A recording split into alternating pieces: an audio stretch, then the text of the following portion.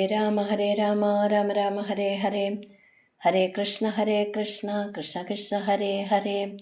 കൃഷ്ണായ വാസുദേവായ ഹരയേ പരമാത്മനെ പ്രണതക്ലേശനാശായ ഗോവിന്ദായ നമോ നമ. എല്ലാ സജ്ജനങ്ങൾക്കും നമസ്കാരം. ഇന്ന് 57-ാമത്തെ ദശകം നോക്കാം. പ്രലംബാസുരവധം. ഒന്നാമത്തെ ശ്ലോകം.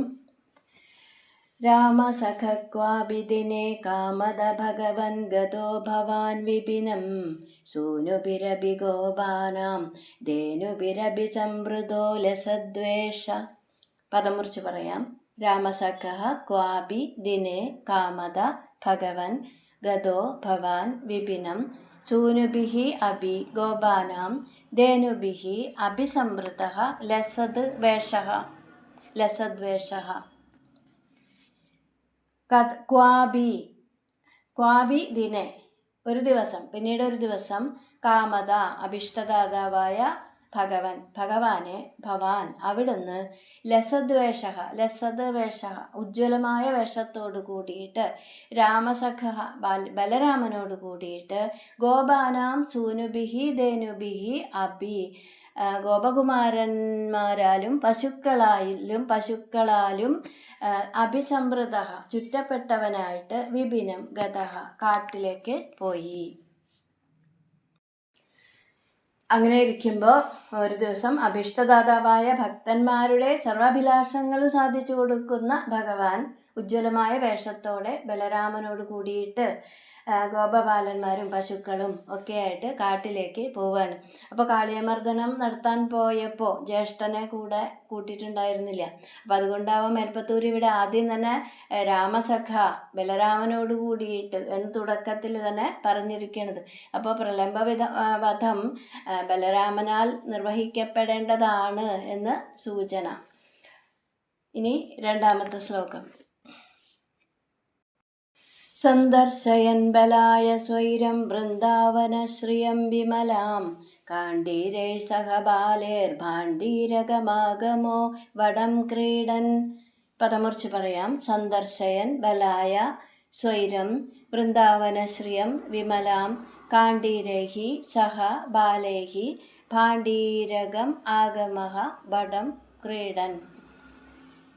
വിമലാം വൃന്ദാവനശ്രിയം വൃന്ദാവനത്തിൻ്റെ വിമലമായ ഐശ്വര്യത്തെ ബലായ സ്വൈരം സന്ദർശയൻ ബലരാമനെ സ്വൈരമായിട്ട് കാട്ടിക്കൊടുത്തുകൊണ്ടും കാണ്ഡീരൈഹി ബാലൈഹി സഹ ക്രീഡൻ കയ്യിൽ വടിയുമെടുത്ത് കയ്യിൽ വടി പിടിച്ചിട്ടുള്ള ആ കുട്ടികളോട് കൂടിയിട്ട് കളിച്ചുകൊണ്ടും ഭാണ്ഡീരകം വടം ആഗമഃ ഭാണ്ഡീരകം എന്ന പേരാലിൻ ചുവട്ടിൽ എത്തിച്ചേർന്നു.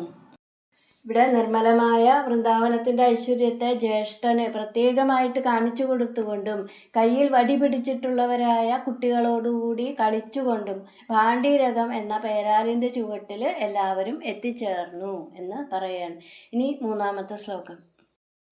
താവത്താവകനിധന സ്പൃഹയാലുർഗോപമൂർത്തിരദയാലു ദൈത്യപ്രലംബനാമ പ്രലംബബാഹും ഭവന്തമാഭേദേ. പദമുറിച്ച് പറയാം. താവത് താവക നിധന സ്പൃഹയാലുഹു ഗോപമൂർത്തിഃ അദയാലുഹു ദൈത്യഃ പ്രലംബനാമ പ്രലംബബാഹും ഭവന്തം ആഭേദേ.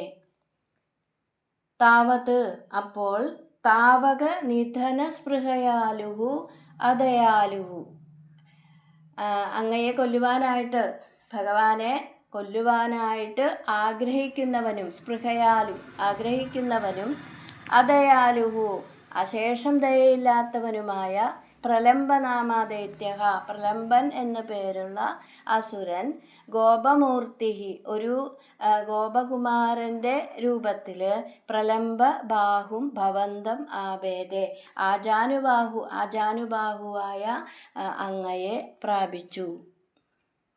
അങ്ങനെയല്ല എല്ലാവരും ആ പേരാലിൻ്റെ ചുവട്ടിൽ എത്തിച്ചേർന്ന സമയത്ത് ഭഗവാനെ കൊല്ലാൻ ആഗ്രഹിച്ചിട്ട് കൃപ എന്നത് അശേഷമില്ലാത്ത പ്രലംബൻ എന്ന ഒരു അസുരൻ, കഠിനഹൃദയനായ ഒരു അസുരൻ ഒരു ഗോപകുമാരൻ്റെ വേഷത്തിൽ ആജാനുബാഹുവായ ആ ഭഗവാന്റെ അടുത്തെത്തുകയാണ്. അപ്പോൾ ഇവിടെ പ്രലംബനാമദൈത്യ എന്ന് പറയുമ്പോൾ പ്രലംബനാമദൈത്യ പ്രലംബബാഹും ഭവന്തം ആഭേദേ. പ്രലംബൻ എന്നു പേരുള്ള അസുരൻ പ്രലംബബാഹുവായ എന്ന് പറയുമ്പോൾ നീണ്ട കൈകളോടുകൂടിയ ഭഗവാന്റെ അടുത്തെത്തി. ഇനി 4-ാമത്തെ ശ്ലോകം. ജാനന്നപ്യവിജാനന്നിവ തേന സമം നിബദ്ധ സൗഹാർദ്ദ വടനികടേ പടുപശുഭവ്യാബദ്ധം ദ്വന്ദ്വയുദ്ധമാരബ്ധാഃ. പദമുറിച്ച് പറയാം. ജാനൻ അഭി വിജാനൻ ഇവ തേന സമം നിബദ്ധ സൗഹാർദ്ദഃ വടനികടേ പടുപശുഭവ്യാബദ്ധം ദ്വന്ദ്വയുദ്ധം ആരബ്ധാഃ. ജാനൻ അഭി മനസ്സിലായിട്ടും അഭിജാനൻ ഒന്നും മനസ്സിലാവാത്തതുപോലെ തേന സമം നിബദ്ധ സൗഹാർദ്ദ ആ അസുരനോട് തികച്ചും സൗഹാർദ്ദം പുലർത്തിക്കൊണ്ട് സൗഹാർദ്ദം കാണിച്ചുകൊണ്ട് പടനികടെ പേരാലിൻ്റെ ചുവട്ടിൽ പടു പശുഭ വ്യാബദ്ധം മിടുക്കുള്ള ഗോപന്മാരെ ഉൾപ്പെടുത്തിയിട്ട് സമർത്ഥരായ ഗോപന്മാരെ ഉൾപ്പെടുത്തിയിട്ട് ദ്വന്ദ്വയുദ്ധം ആരബ്ധാഹ ചേരി തിരിഞ്ഞ് ദ്വന്ദ്വയുദ്ധം ആരംഭിച്ചു. ജാനൻ നബി എല്ലാം അറിഞ്ഞിട്ടും സർവജ്ഞനായ ഭഗവാൻ എല്ലാം അറിഞ്ഞിട്ടും ഒന്നും അറിയാത്തതുപോലെ ആ അസുരനോട് സാമാന്യമായ സൗഹാർദ്ദം പ്രകടിപ്പിച്ചുകൊണ്ട് ആ പേരാലിൻ്റെ ചുവട്ടിലെ അതിസമർത്ഥരായ ഗോപന്മാരെ ഉൾപ്പെടുത്തിയിട്ട് എല്ലാ ദിവസവും എന്തെങ്കിലുമൊക്കെ കളികളിൽ ഏർപ്പെടുന്നത് പോലെ ചേരി തിരിഞ്ഞ് ദ്വന്ദ്വയുദ്ധം എന്ന ഒരു ലീല ആരംഭിച്ചു. പടു പശുഭവ്യാബദ്ധം എന്ന് പറയുമ്പോൾ സമർത്ഥരായ ഗോപന്മാരെ ഉൾപ്പെടുത്തിയിട്ട് എന്ന് പറയുമ്പോൾ കുറച്ച് ഗോപന്മാർ കളിക്കാൻ ചേർന്നു, മറ്റുള്ള ആ ഗോപന്മാരൊക്കെ കാണികളായിട്ട് നിന്നു. ഇനി 5-ാമത്തെ ശ്ലോകം. ഗോപാൻ വിഭജ്യ തന്വൻ സംഘം ബലഭദ്രകം ഭവത്കമഭി ത്വദ്ബലഭീരും ദൈത്യം ത്വദ്ബലഗതമന്യമന്യഥാ ഭഗവൻ. ത്വദ്ബലഗതമന്യമന്യഥാ ഭഗവൻ. പദമുറിച്ച് പറയാം. ഗോപാൻ വിഭജ്യ തന്വൻ സംഘം ബലഭദ്രകം ഭവത്കം അഭി ത്വത് ബലഭീരും ദൈത്യം ത്വത് ബലഗതം അന്വം അന്യഥാ ഭഗവൻ.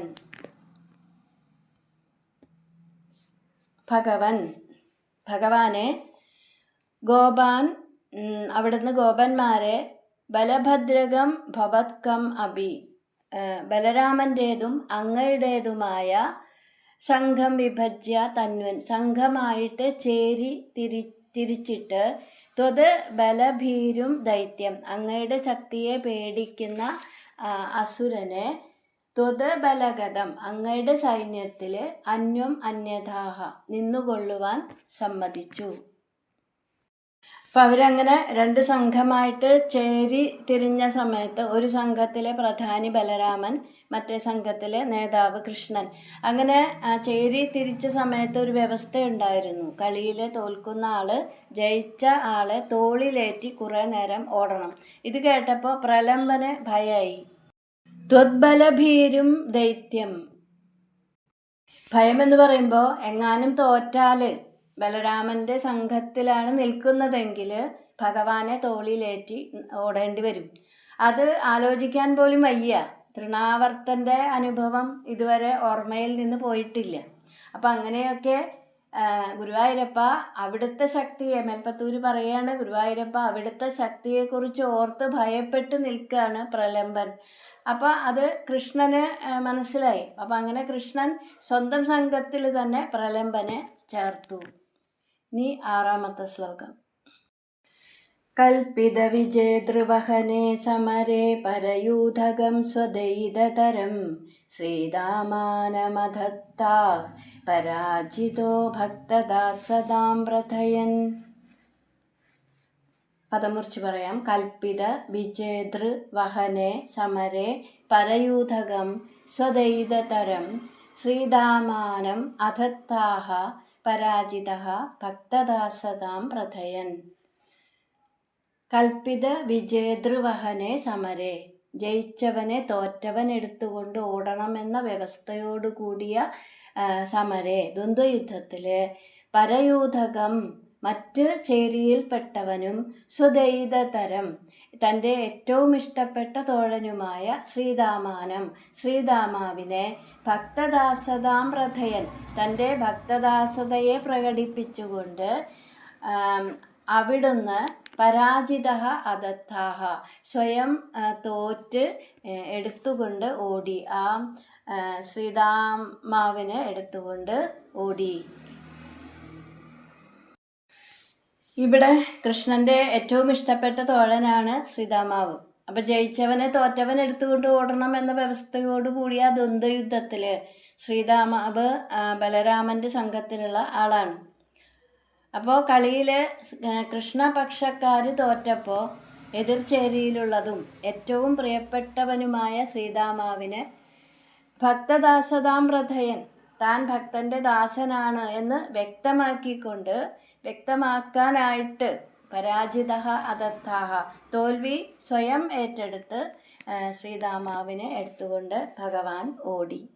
ഇനി 7ാമത്തെ ശ്ലോകം. ഏവം ബഹുഷു വിഭൂമൻ ബാലേഷു വഹസ്സു വാഹ്യമാനേഷു രാമവിജിതഃ പ്രലംബോ ജഹാരതം ദൂരദോ ഭവദ്ഭീത്യാ. പദം മുറിച്ച് പറയാം. ഏവം ബഹുഷു വിഭൂമൻ ബാലേഷു വഹസ്സു വാഹ്യമാനേഷു രാമവിജിതഃ പ്രലംബഃ ജഹാര തം ദൂരദഃ ഭവത് ഭീത്യാ. ഏവം ബഹുഷു ബാലേഷു ഇങ്ങനെ അനേകം ഗോപബാലന്മാർ വഹസ്സു വാഹ്യമാനേഷു വഹിക്കുകയും വഹിക്കപ്പെടുകയും ചെയ്യുമ്പോൾ പ്രലംബഃ രാമവിജിതഃ പ്രലംബാസുരൻ ബലഭദ്രനാൽ തോൽപ്പിക്കപ്പെട്ടവനായിട്ട് വിഭൂമൻ ഭഗവാനെ ഭവദ്ഭീത്യ തം ദൂരതഃ ജഹാര അങ്ങയെ പേടിച്ച് ആ ബലരാമനെ വളരെ ദൂരത്തേക്ക് കൊണ്ടുപോയി. അപ്പം അങ്ങനെ അനേകം ഗോപബാലന്മാർ പരസ്പരം എടുക്കുകയും എടുപ്പിക്കുകയും ചെയ്തുകൊണ്ട് ഓടുന്ന സമയത്ത് ബലഭദ്രനാൽ തോൽപ്പിക്കപ്പെട്ട പ്രലംബാസുരൻ ബലരാമനെ എടുത്തുകൊണ്ട് ഓടുകയാണ്. അപ്പോൾ ഭഗവാനെ ഭയന്ന് ഭഗവാന്റെ ദൃഷ്ടിയിൽ നിന്ന് മറഞ്ഞിട്ട് വേണം ബലരാമനെ എന്തെങ്കിലുമൊക്കെ ചെയ്യാനെന്ന് മനസ്സിൽ കരുതിയിട്ട് നിൽക്കേണ്ട സങ്കേതവും കടന്നിട്ട് ആ സങ്കേതവും കഴിഞ്ഞ് അങ്ങനെ ഓടുകയാണ്. അപ്പോൾ ഇവിടെ തോറ്റവർ ജയിച്ചവനെ ഒരു നിശ്ചിത സ്ഥലത്ത് നിന്ന് എടുത്ത് മറ്റൊരു സ്ഥലത്ത് കൊണ്ടുപോയി ഇറക്കണം എന്നാണ് നിശ്ചയം. അപ്പോൾ ഇറക്കാൻ നിശ്ചയിച്ച സ്ഥലം ഭാണ്ഡീരകം എന്ന പേരായ ആൽവൃക്ഷത്തിൻ്റെ താഴെയാണ്. എന്നാൽ ഈ പ്രലംബൻ ഭഗവാന്റെ ദൃഷ്ടിയിൽ നിന്ന് ബലരാമനെ മാറ്റാനായിട്ട് ഭാണ്ഡീരക വൃക്ഷവും കടന്ന് പിന്നെയും കുറേ ദൂരം ഓടി. ഇനി 8ാമത്തെ ശ്ലോകം. ത്വദ്ദൂരം ഗമയന്തം തം ദൃഷ്ട്വാ ഹലിനി വിഹിതഗരിമഭരേ ദൈത്യസ്വരൂപമാഗാദ്യദ്രൂപാ സഹി ബലോപി ചകിതോഭൂത്. പദം മുറിച്ച് പറയാം. ത്വത് ദൂരം ഗമയന്തം തം ദൃഷ്ട്വാ ഹലിനി വിഹിതഗരിമഭരേ ദൈത്യഃ സ്വരൂപം ആഗാത് യത് രൂപാത് സ ഹി ബലഃ അഭി ചകിതഃ അഭൂത്.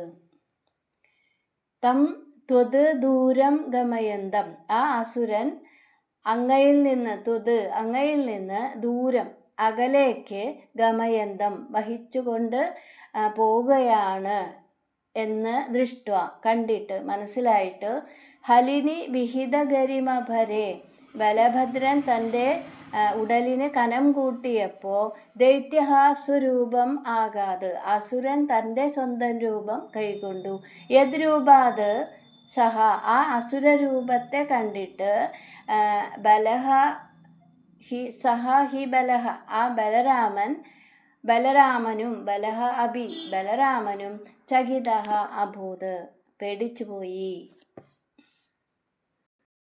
അപ്പം അങ്ങനെ കുറച്ച് നേരം ഇറങ്ങേണ്ട സ്ഥലം കഴിഞ്ഞിട്ടും കുറച്ച് നേരം കൂടി അങ്ങനെ ഓടുന്നത് കണ്ടപ്പോൾ ബലരാമന് മനസ്സിലായി ഇത് കൃഷ്ണനിൽ നിന്ന് തന്നെ മാറ്റാനുള്ള പദ്ധതിയാണെന്ന്.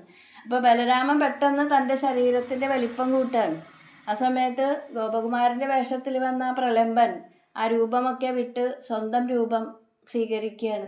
അപ്പോൾ അസുരൻ്റെ സ്വന്തം രൂപം കണ്ടപ്പോൾ ബലരാമനും പേടിച്ചു പോയി എന്നാണ്. ബലഹ അഭിചകിതഃ അഭൂത്. ഇനി 9ാമത്തെ ശ്ലോകം. ഉച്ചതയാ ദൈത്യതനോസ്ത്വന്മുഖമാലോക്യ ദൂരദോ രാമ വിഗതഭയോ ദൃഢമുഷ്ട്യാ വൃഷദുഷ്ടം സപതി പിഷ്ടവാനേനം. പദമുറിച്ച് പറയാം. ഉച്ചതയാ ദൈത്യതനോ ത്വന്മുഖം ആലോക്യ ദൂരതഃ രാമഃ വിഗതഭയഃ ദൃഢമുഷ്ട്യാ വൃഷദുഷ്ടം സപതി പിഷ്ടവാൻ ഏനം. ദൈത്യതനോ ഉച്ചതയ, അസുരൻ്റെ തനു ശരീരം, അസുരൻ്റെ ശരീരം ഉച്ചതയ ഉയരം കൂടിയിരുന്നതുകൊണ്ട്, നല്ല ഉയരമുണ്ടായിരുന്നതുകൊണ്ട്, അസുരന് നല്ല ഉയരമുണ്ടായിരുന്നതുകൊണ്ട് രാമഃ ദൂരതഃ ത്വന്മുഖമാലോക്യ, ബലരാമൻ ദൂരത്തു നിന്ന് തന്നെ ത്വന്മുഖം ഭഗവാനെ അങ്ങയുടെ മുഖം ആലോക്യ കണ്ടിട്ട് വിഗതഭയഃ പേടിയൊക്കെ മാറിയിട്ട്. അപ്പോൾ ഭഗവാന്റെ മുഖം കണ്ടപ്പോൾ തന്നെ ഭയമൊക്കെ പോയി എന്നാണ്. അപ്പോൾ മുഖത്തെ നന്നായിട്ട് ആലോക്യ കണ്ടിട്ട് വിഗതഭയഃ പേടി മാറിയിട്ട് സപതി പെട്ടെന്ന് വൃഷദുഷ്ടം ഏനം അത്യന്ത ദുഷ്ടനായ ഇവനെ, ആ അസുരനെ ദൃഢമുഷ്ട്യാ പിഷ്ടവാൻ കൈ ചുരുട്ടി ഒരു അടി കൊടുത്തു എന്നാണ്, തലയ്ക്കൊരടി കൊടുത്തു എന്നാണ്. അങ്ങനെ ഭയന്ന സമയത്ത് ആ രൂപം കണ്ട അസുരൻ്റെ രൂപം കണ്ടിട്ട് ബലരാമൻ ആ ഭയന്നപ്പോൾ ബലരാമൻ കൃഷ്ണനെ ഒന്ന് നോക്കിയതാണ്. അപ്പോൾ അസുരന് നല്ല ഉയരമാണ്. അപ്പം അതുകൊണ്ട് തന്നെ ദൂരെ നിന്ന് നോക്കുമ്പോൾ ഈ ഗോപസംഘങ്ങളെ നല്ലതുപോലെ കാണാം. അപ്പോൾ അങ്ങനെ കൃഷ്ണനെ ഒന്ന് നോക്കിയപ്പോൾ കൃഷ്ണൻ്റെ ഉപദേശം കൊണ്ട് ബലരാമൻ്റെ ഭയം പോയി എന്നാണ്. ഉപദേശം വാക്കുകൊണ്ടായിരുന്നില്ല, നോട്ടം കൊണ്ടായിരുന്നു. കിമയം മാനുഷോ ഭാവോ വ്യക്തമേവ അവലംബതേ സർവാത്മൻ. ഭഗവാൻ പറയാണ്, ആ നോട്ടത്തിലൂടെ ഭഗവാൻ പറയാണ്, മനുഷ്യനാട്ടിൽ സ്വീകരിച്ചിരിക്കുന്ന പരമാത്മാവായ അവിടുന്ന് ശരിക്കും ഇപ്പോൾ മാനുഷഭാവത്തെ സ്വീകരിച്ചുവോ എന്ന് ചോദിക്കുകയാണ്. എന്തിനാണ് ഇങ്ങനെ ഭയപ്പെടുന്നത്? അപ്പോൾ അങ്ങനെ കൃഷ്ണൻ ഉപദേശിച്ചു എന്ന് വിഷ്ണു പുരാണത്തിൽ പറയുന്നുണ്ട് എന്ന് അതിനെക്കുറിച്ച് അറിവുള്ളവർ പറയുന്നു. ത്വന്മുഖമാലോക്യ വിഗതഭയഃ, അങ്ങയുടെ മുഖത്തേക്ക് നോക്കിയപ്പോൾ രാമനെ അങ്ങയുടെ അഭിപ്രായം മനസ്സിലായി എന്ന് മേൽപ്പത്തൂർ പറയുന്നു. പിന്നീട് പെട്ടെന്ന് തന്നെ ബലരാമൻ കൈത്തലം കൊണ്ട് അസുരൻ്റെ തലയിൽ ബലമായി അടിച്ച ഉടനെ പ്രലംബാസുരൻ്റെ തല തകർന്നുപോയി. അങ്ങനെ ഭഗവാന്റെ പ്രേരണ കൊണ്ട് പ്രലംബാസുരവധം ബലരാമനാൽ നിർവഹിക്കപ്പെട്ടു. ഇനി 10ാമത്തെ ശ്ലോകം. ഹത്വാ ദാനവവീരം പ്രാപ്തം ബലമാലിലിംഗിത പ്രേംണാ താവന്മിളതോർയുവയോ ശിരസി കൃതാ പുഷ്പവൃഷ്ടിരമരഗണൈഃ. പദമുറിച്ച് പറയാം. ഹത്വാ ദാനവവീരം പ്രാപ്തം ബലം ആലിലിംഗിത പ്രേംണാ താവത് മിളതഃ യുവയോഃ ശിരസി കൃതാ പുഷ്പവൃഷ്ടിഃ അമരഗണൈഃ. ദാനവവീരം ഹത്വ, മിടുക്കനായ സമർത്ഥനായ ആ അസുരനെ, ദാനവവീരനെ ഹനിച്ചിട്ട് കൊന്നുകളഞ്ഞിട്ട് പ്രാപ്തം തിരിച്ചു വന്ന ബലം ബലരാമനെ പ്രേംണ ആലിലിംഗിത പ്രേമത്തോടു കൂടിയിട്ട് സ്നേഹത്തോടു കൂടിയിട്ട് ഭഗവാൻ ആലിംഗനം ചെയ്തു. താവത് അപ്പോൾ മിളതോഹോ യുവയോഹോ ശിരസി, അങ്ങനെ ഒന്നിച്ചു ചേർന്ന ആ രണ്ടുപേരുടെയും ശിരസിൽ, അങ്ങനെ ഒന്നിച്ചു നിൽക്കുന്ന കൃഷ്ണൻ്റെയും ബലരാമൻ്റെയും ശിരസിൽ അമരഗണൈഹി ദേവന്മാരെ, അമരഗണൈഹി എന്ന് വെച്ചാൽ കൂട്ടം കൂട്ടമായി, ഗണം കൂട്ടം, അമരഗണൈഹി എന്ന് പറയുമ്പോൾ കൂട്ടം കൂട്ടമായിട്ട് എന്ന് പറയുമ്പോൾ ദേവസമൂഹം, പുഷ്പവൃഷ്ടി കൃത പുഷ്പവൃഷ്ടി നടത്തി. അപ്പം അങ്ങനെ ആ ദാനവവീരനെ കൊന്ന് തിരിച്ചു വന്ന ബലരാമനെ കൃഷ്ണൻ അതിപ്രീതിയോടെ ആലിംഗനം ചെയ്തു.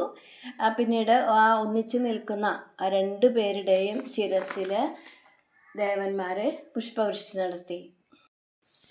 പാപേ പ്രലംബേ നിഹതേ ദേവാഹ് പരമനിർവൃതാഹ അഭ്യവർഷൻ ബലം മാല്യൈ ശശംസു സാധു സാധ്വിതി.